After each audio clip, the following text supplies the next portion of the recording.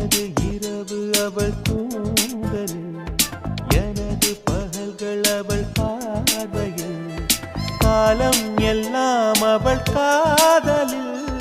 கனவு கலையவில்லை கண்களில், இதயம் துடிக்கவில்லை ஆசையில், வாழ்வும் தாழ்வும் அவள் வார்த்தையில்.